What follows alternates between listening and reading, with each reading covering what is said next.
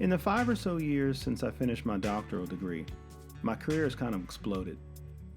That's great for my family, but one of the unintended consequences of a blossoming career is that I've spent far less time doing the things that I used to love to do.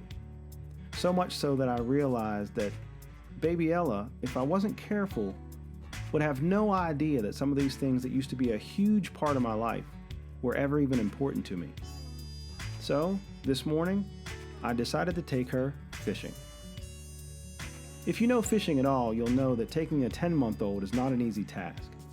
But I packed up everything we'd need, put it in the car, and we headed to a lake not far from the house.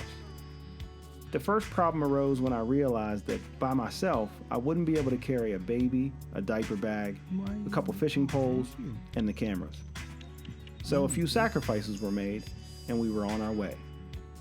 We found a perfect spot, and it was a perfect day to relax on the lake and teach my youngest to fish. Having Ella around has really made me think about what I want my life to look like. What I mean by that is, I want baby Ella to understand what I value. I want her to know what matters to me. I wanted her to know about my love for music, so I had to start making music again.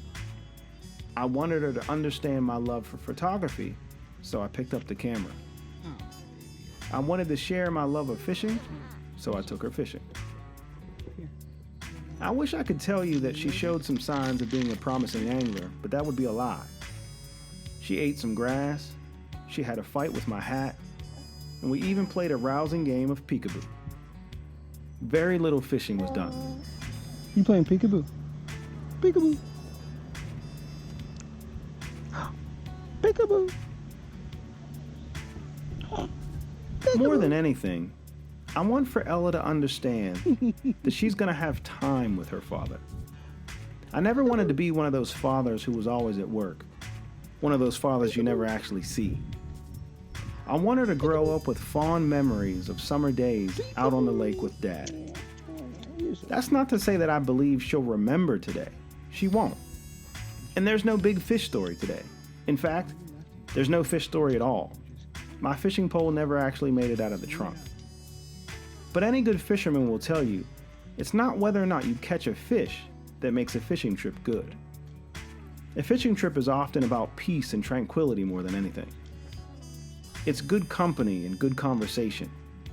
You get yourself a good fishing buddy, and you can turn just about any trip into a good fishing trip. They say a bad day of fishing is better than a good day doing almost anything. And so, this afternoon, on the lake, with baby Ella, I'd say we had a great fishing day.